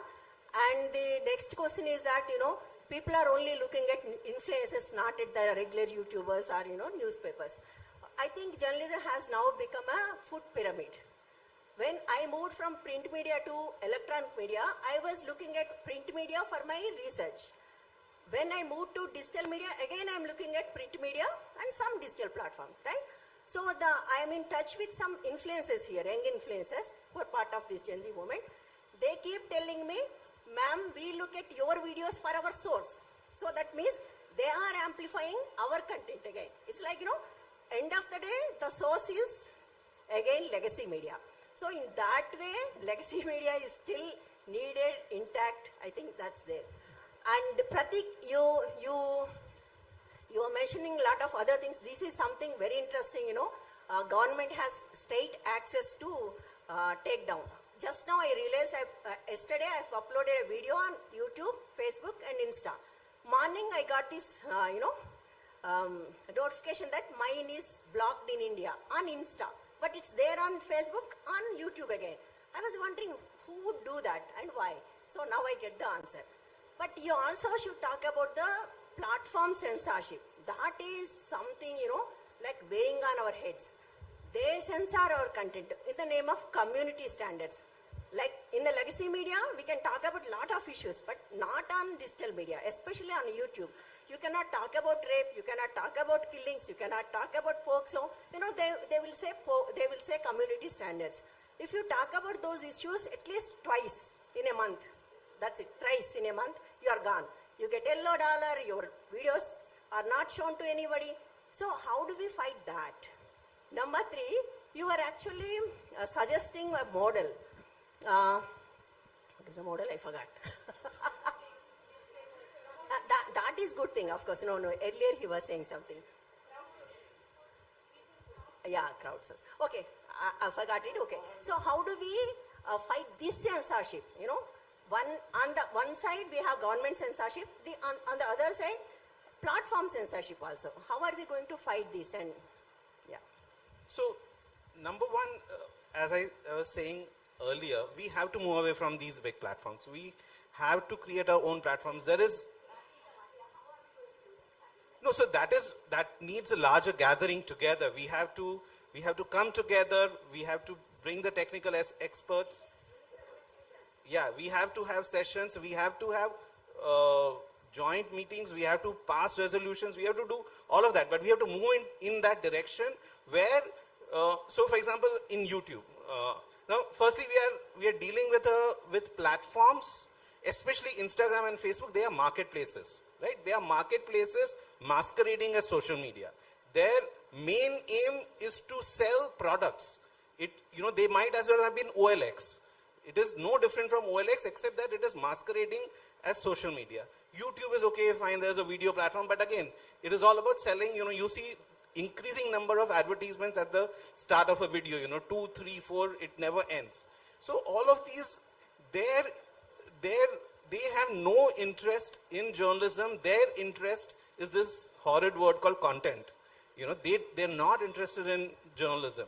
They just want people to be sitting there and watching something, and we are creating that content so that people can sit watch something, and then they will make the rules of, they're not creating content, but they are making the rules what content should be, because they have the hold of the platform. And that is where I really feel that we have to move away from these platforms, we keep using. When I say move away, I'm not saying don't use it, right? We use it, but we also start doing our things. And it will be a long process. It's not going to change overnight. We have to be patient. But eventually, if a lot of us put our weight behind it, and we say that, okay, if you want, we have to make this topic. At the end of every video, we have to say, if you want censorship journalism, then go to this platform. We have to make that, everyone has to say this again and again and put it in people's mind that, okay, censorship is a real thing. So I feel that there's more need of alliteration of these issues and marketing of the alternative spaces. Hello, good afternoon. I fully agree with Uma that newspaper reading is coming down gradually. In fact, newspapers are not available. I stay in journalist colony. I struggle to get a newspaper every day. There is no newspaper vendor in our colony. I had to beg my milk vendor to supply a couple of newspapers to me every day. And even the digital part of, in fact, I work for Hindustan Times. I don't get Hindustan Times in Hyderabad. But even if I want to see my newspaper in the digital platform, I have to subscribe to it. Even in a small, and for that matter, even Hindu. The Hindu also, I need to subscribe to the Hindu to look into the news. That's one part of it. Coming to the trust deficit part of it, my question is how to overcome, how to counter the onslaught of social media.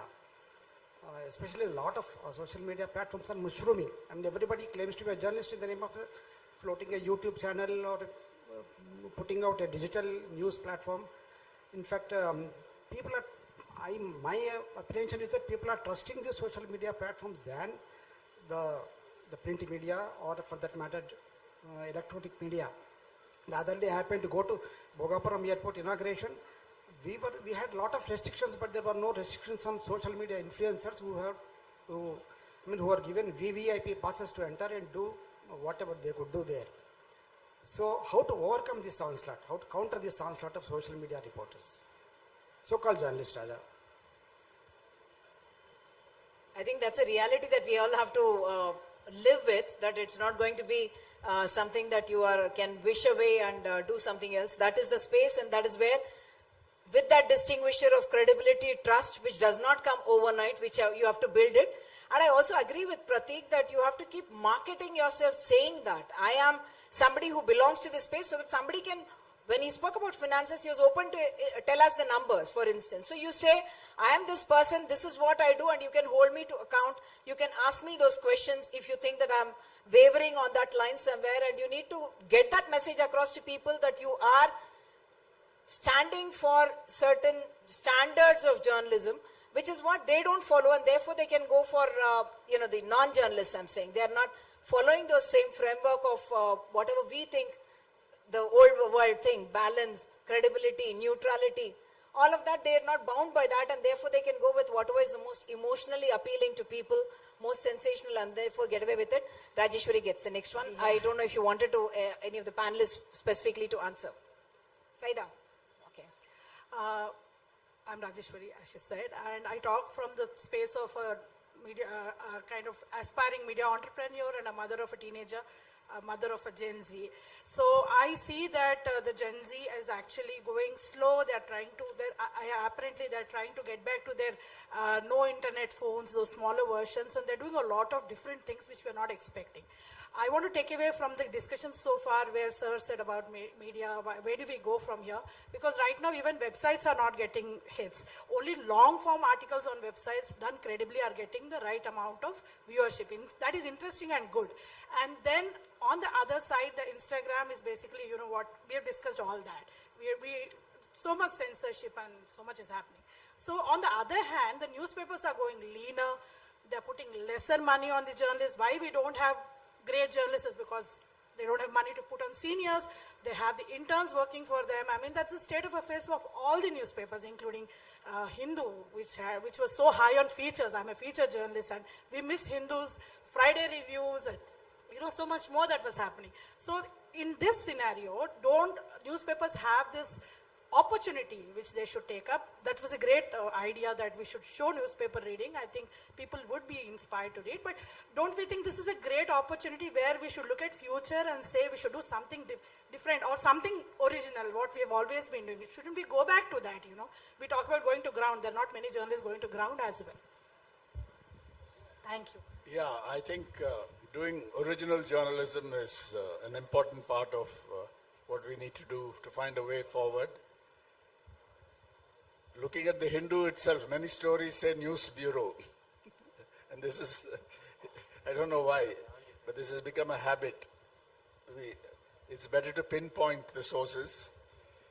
But many journalists, I think, don't want to put their bylines to for reasons that I don't understand. Maybe it's considered hack, or they have doubts about the sources. So too many. If I have to one major self-criticism of the Hindu, it would be I don't interfere in this, but from the if you like, as a former editor, it is to this business of news bureaus where you can't really detect the authorship. That does indicate that original journalism is on the wane for some reason. On the other hand, you have some excellent stories, investigative stories, features, data journalism, which you haven't talked about. This one way of finding a way forward. Quite a few journalists I know are quite skilled. Even if they don't have the kind of background Pratik has, they acquire it. And do I've seen it in the Hindu, pretty good data journalism, and you have also others do it, including the digital-only players. They've done some, I think, remarkable work on the electoral bonds, COVID deaths and so on. So I think this is original journalism, but I really value investigative journalism. Not to make it look romantic, but good journalism has always been investigative to some extent. But now you have a more specialized field. And I think investigative journalism attracts interest, attracts an audience, apart from doing good, if it's done properly, of course. I think doing more original journalism, insisting on it, not flattening it out by just putting out stories by the news bureau. I think that's, but this happens all over the place, you know. So my point was that when we do news bureau thing, it's because most of the, unfortunately, it's something that every news, you just have to do an AI and it gives you those articles. Unless you have something special to put out, even in a routine story, no journalist will take pride in taking their own byline there. And there is no space, like you rightly pointed out, sir, for a news bureau story no longer in the print. If you want to be noticed, it's only something original, authentic, investigative that we put out that is worth putting out with your byline. Only then it should be in the print space, since already, like Rajeshwari mentioned, it's so thin. Som has been asking for a long time, and the next one is yours. I don't know how many of you have seen this story by Rahul Bhatia in the Equator called Run Modi Run. I haven't read it yet. I don't know. It seems a bit hyped up, but it could be interesting. But that kind of story, I think, attracts. The Equator is the magazine. One thing with regional media, with local media over here, is that we have a press note culture that has developed over time. And we need to get rid of that first to slowly be able to do better in-depth stories. And that is one of the reasons why smaller channels, smaller YouTube channels, smaller Instagram channels are gaining fame, because they connect with the local public on ground, right? So that is what we need to do. Slow down a little bit, fact check, connect with the people on ground, and then publish your stories. It'll be a little slow for sure, in this time of speed for sure. It'll be a little slow, but you will gain credibility with that. Absolutely. I think for all those years, what you said about ground reporting, I've done a lot of political reporting and others. The only thing people will quote me for is saying, you did a lot of ground reporting always, and that is what held me in good stead. Absolutely. That's one other thing for Andhra Pradesh, where it is strong. I think Nadu was a pioneer in this. When we are doing things like starvation deaths in parts of the original United Andhra Pradesh or maybe elsewhere, we learned from this. They had district level reporters, not all of them very well paid perhaps in newspapers, but they had stringers and so on at every district and even below that, and they did ground reporting, which apparently was verified by the journalists above, who they were reporting to, and it really paid off. That's why people say Enadu journalism is still respected now. Som, please. Yeah. After that. My name is Somashekar. I'm a freelance journalist. My specific question is on losing trust or mistrust in the mainline media. You know, what is the role of the editor in getting back our loss of trust, loss of credibility in the present circumstances? Because as you rightly said, till the 80s or 90s, the editor was quite revered. He could fight with the owner and get back the rights of the reporter. I recently read a story where an editor, Deshabandhu Das, went to jail for his reporter. Now, editors are paid very highly today. Reporters at the starting level are paid very little. Now, how can the editor fight for the reporter instead of fighting for the owner? Is there any hope? Because the editor today, like television channels, I find, like I am a corporate reporter also, exorbitant. So can editors today collectively say that they will fight for good journalism, good investigative journalism, support the reporter, support the bureau, support news? And ideal situation. Mr. Ram, as you have done reporting, foreign correspondent, you've been an editor, you're an owner, I think I'll really appreciate a good answer elaborately on this. Thank you. So far as the Hindu is concerned, we have a fairly flat remuneration structure. That the editor is not paid multiple times what a senior journalist or even a middle-level journalist would be paid. But it could be different elsewhere. But I've often heard it said that the tall editors have disappeared. I do not agree with that. I'll give you two examples, starting first with our own. Not many of you would have heard of Suresh Nambat, who's the editor of the Hindu for all. He is the editor. And I haven't seen a better editor in several decades. He doesn't have a great public profile, but he's on the job all the time, and his job is as an editor. That's one example of an outstanding editor who keeps in touch. Every editorial goes through his hand. He scrutinizes it before some of it he writes. He's also into video and so on. The other outstanding editor, in my view, is Raj Kamal Jha of the Indian Express. Whatever the proprietors think there, I think he's doing a great job under some constraints. I think the Hindu, there are fewer constraints, but Raj Kamal Jha is an outstanding editor. He's a good writer, a novelist, and so on. And there are others, I think, Rajagopal, who retired a little while ago, of the Telegraph, was an outstanding editor. I'm talking about the English language media here, and you can find or not find examples elsewhere. But there may be cases where the editor is much closer to the proprietors. I knew that Girilal Jain was a very tall editor. I didn't know Frank Moraes and all that very well, but Girilal Jain in the Times of India group was quite a power and exerted his editorial rights and responsibilities. So I don't agree that earlier you had a few when newspaper circulation was small and the milieu was quite different, who were very good, very distinguished, and in a sense stood apart from the proprietors. That was how it looked. But some of them were also sacked, even in the old days. So I think, Rajagopal had a good innings. And yes, there may have been pressures. So I think I wouldn't undervalue the role of the editor today. And apart from people like me who had other advantages. We paid them any number. And on the digital news, Siddharth Vardarajan, then what's her name? Danya Rajendran, alumna of the Asian College of Journalism, I'm proud to say, outstanding. And there may be many others. You can supply the names through the networks. So, but your point I take, that editors may not in many cases support the reporters or those who want to do good journalism.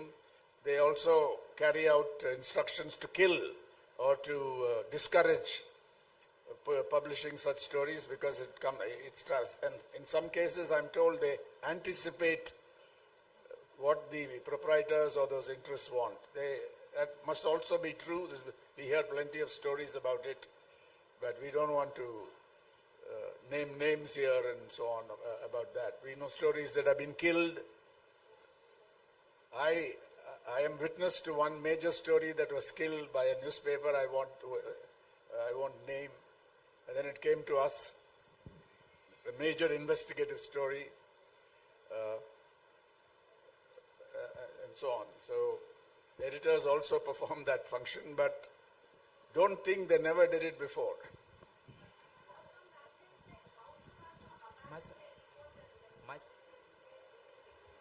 That happens with many newspapers and organizations. There are three and the last one.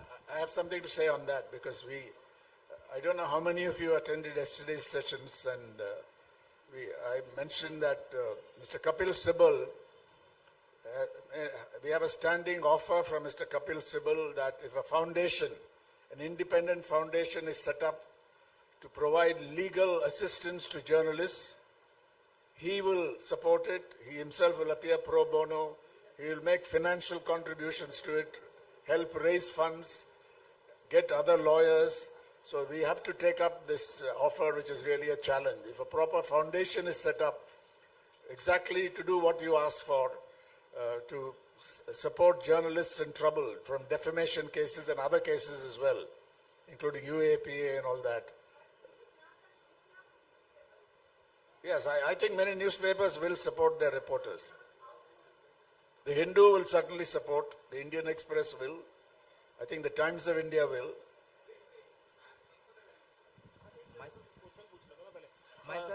My question to N. Ram, there are, in the current scenario, a lot of attempts to control the media. Salaries are not that much attractive, working conditions becoming more challenging, and uncertainties also there. So what do you think the youngsters, what motivates the youngsters to join media or look up media as their career? Because at the initial stage, it's also not an easy for the youngsters to start their own independent venture. So, can I add to your question? Yeah. Also, the journalism institutes which are charging lakhs and lakhs and lakhs for courses, and how do you pass out of that and then work for a salary and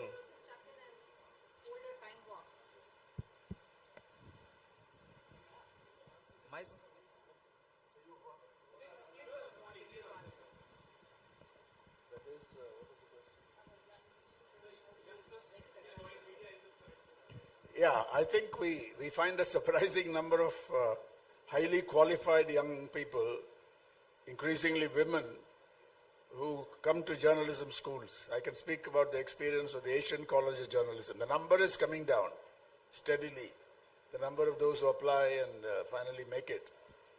The fees are not low, but in our case, which is a not-for-profit, we say if anyone gets through our admission system and wants to continue it, we will provide scholarships, fully funded scholarships.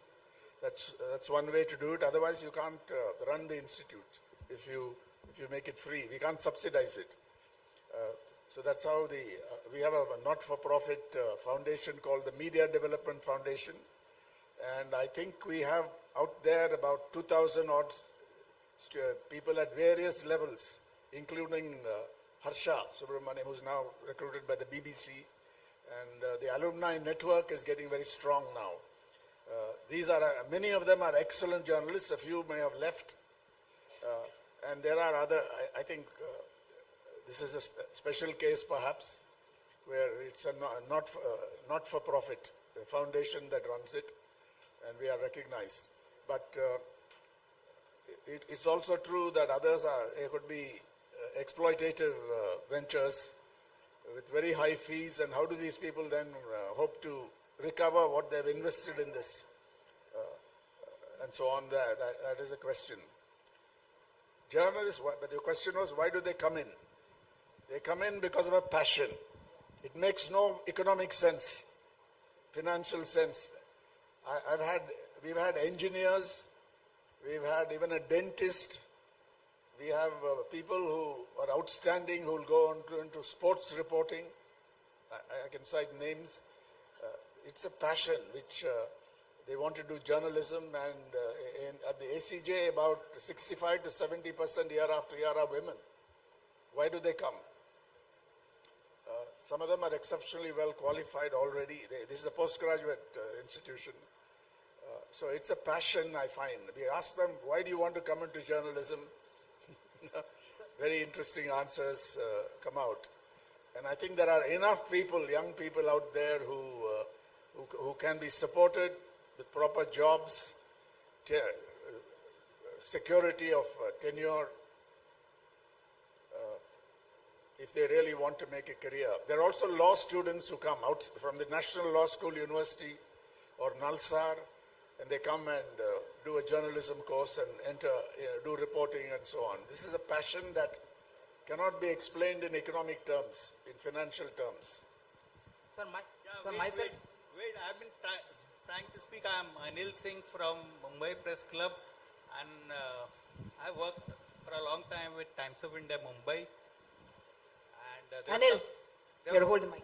There's some reference to Times of India, but I'm coming back to why should youngsters join the profession, which my friend from Chandigarh asked. And the answer is correct. But now look at the crisis in journalism. Look at the 4 people on stage. The only role model for youngsters is here in this corner, who's serving, and a young face. I can get you any number of youngsters to replace us here. The fact is they're not there. They're not there. And anyway, I'll come back to editors. Editors throw their journalists to the wolves at the first sign of trouble. However big the institution may be, they will not back that guy. The legal department will not back the guy. That guy is just thrown to the wolves. That has been my experience. And the result of this is so bad and so demoralizing that journalists have started self-censoring. They say, look at what happened to X. He was not protected by the editor. He was not protected by the institution. He was not protected by the press club. No one said anything about him. There is no question. This is what I've lived in my life, so I'm telling you. It's a lecture. It's a lecture, yes. It's a lecture. It's a commentary that all of us have to live through, actually. No, it has to be acknowledged. It has to be acknowledged. It has to be acknowledged. And this is leading to self-censorship and further deterioration. Like in Times of India, a lot of people can write a lot of things. But because of X person who's been kicked out or who's not been defended, they self-censor. And that is the shit which you see in the newspaper, mainstream newspaper. That is where perhaps your federation comes in, where it can stand up for individual journalists. I'm coming to that. I'm coming to the federation. So I said, just like you have the thing, a lot of things which you all discussed were ideas, especially Pratik, on think globally, act locally. So he came up with a lot of things like that. I'll just give one more suggestion. The federation and its constituents, at least the major press clubs, can have a list every day in their website. Thumbs up to 5 things, 5 reports which have appeared in the print media, and thumbs down to 5 reports which have appeared in the media every day. So why can't we have that? So at least that will encourage people who have done good work and shame those who have done bad work. Okay, thank you so much. I'm being told time and again, I'm a television person, and I have to stick to the time limit. So last one, please. So myself, Satish Reddy, I'm a media entrepreneur. First, I would like to thank you very much. As per United Nations, I would suggest you directly come to the question. Yeah. I'm sorry. Okay, fine. So actually, my question towards the people trust and deficit related to the public confidence. Based on that, the people will trust. Then automatically everything is really system will be the public confidence. That why we are talking about the people. Then people, how we can trust based on that? They don't lack of social dialogue. How can it will be reached to the systems and also as well as media presence systems. So not yet reached to the social dialogue towards the systems as well as representative of the public. That is the major issue of the social dialogue is not reached to the as per their intentions, whatever their minds and whatever their dialogues, not yet satisfied by the people. Are you directing the question to anyone on the panel, please? Yeah, is related to the public deficit, trust deficit in media. Then as we are the representative of the people, so not the systems. So that's why we are the media is the representative towards the social dialogue. Then how we can trust build them as a media people. That is enough to that. Thank you so much. Aruna last because she's a woman and I have to have a woman ending on this. Aruna has been indicating let her finish and you are our guest, so we have to honor that as well. Sorry. నేను నా ప్రశ్న తెలుగులో అడుగుతాను. చెప్పండి. అంటే ప్రతి news paper అంటే తెలుగు మాత్రమే కాదు, ఐ మీన్ ప్రాంతీయ పేపర్లు మాత్రమే కాదు, నేషనల్ న్యూస్ పేపర్స్ కూడా ఏదో ఒక రాజకీయ పార్టీకి అఫిలియేటెడ్ ఉన్న సందర్భంలో ఏదైనా ఒక వార్త వచ్చినప్పుడు అది చదువుకొని అది కరెక్టా లేదని తెలుసుకోవడానికి 4-5 పత్రికలు చదవాల్సి వస్తుంది. ఇలాంటి పరిస్థితుల్లో క్రెడిబిలిటీని మనం ఎట్లా చూడాలి, ఆ క్రెడిబిలిటీని కాపాడుకోవడం కోసం మనం ఏం చేయాలి? యాక్చువల్లీ రామ్ గారు దీనికి ఒక ఆన్సర్ ఇచ్చారు నిన్న. మన దగ్గర ఉన్న ప్లూరాలిటీలే దానికి పెద్ద ఒక సొల్యూషన్ అన్నది. She was asking about every newspaper or media organization has allegiance to any particular political party or the other, some power or the other. So how do we get balance, or how does the reader get the truth other than reading all the newspapers? So I was telling her that yesterday you mentioned about plurality being one of the big strengths. Yes, the fact that there are many media players is a strength. But if within that concentration of ownership grows, then it weakens the whole thing, the idea of pluralism. The other point is, I don't think journalists can be just, it is unfair to demand of journalists that they be, quote, impartial, meaning that you don't take sides. It's often called false equivalence and so on. A long time ago, Walter Lippmann, when he was quite progressive, wrote about it in the 1920s, that objectivity did not mean not taking sides. Objectivity means applying a scientific attitude to a particular issue or problem, to an approach, and then you verify it. It should also be, he claimed, falsifiable, as good science has to be. That an experiment has to be falsifiable. So this sort of approach, I think, didn't get much of a future. But that's what objectivity is all about. It's so-called, this word impartial, I think, should be avoided. It's rather that, you use other different kind of language when we speak about what independence and freedom mean in this case. Opinions will be given, but too often today, and it's going on quite a while, editorializing in the guise of news has been going on. It's got to be very clearly categorized and flagged, in fact, that this is, opinion has to be made clear. It's not clear to all readers. So editorializing, even the facts are presented in a way, you have every right to support the BJP or Congress or the left or whatever, or the Telugu Desam or the BRS or whatever. That's your business in the newspaper. In the US, for example, the editors make a call, which of course Bezos didn't, prevented the Washington Post from doing last time. But if you orient your news all towards this particular party, that is not good journalism. That's the whole point. Sir, one straight question to Mr. Ram. Ram sir, I have a question. If we can put in place a regulatory mechanism to check these 24/7, as Syeda said, news cycles that are focused too much on fast reporting without deep verification. And another thing, how can we control these algorithms in social media? Because I find them to be a source of trust deficit. Last comment from you, but I'm going to wind up because it's going to rain and all of you want to have lunch in a nice environment, and therefore we are not going to take that risk. Thank you. Can you hear me? Yeah. I'm Deepak from Indore, State Press Club. My question is, we are talking about the newspaper which nobody is reading nowadays. Everybody think in that way. Why we are not changing a newspaper in a modern newspaper? Like it should be connected with your video online, and it should be all the Twitter link has to be there along with your news and the reporters who do the reporting from field. Why we need to do a small or the slow pace? It should be fast, right? And the one thing which I had noticed, that everybody is asking a question long and answering it even also long, right? That's why it's taking more time. But if it is a reel based or a short answer, can't we produce the same news which is young Gen Zs are looking for? Thank you. This is the very opposite of this whole discussion. Yes. What you're giving. So I stand against that. This quick fix journalism. Yeah. So it's not, others can do it. Thank you so much. I know we have many more questions, hands going up, but we will take that offline once we are wind up this. Thank you so much, Syeda, Pratik and Ram for this wonderful discussion, and I know more questions to answer for offline.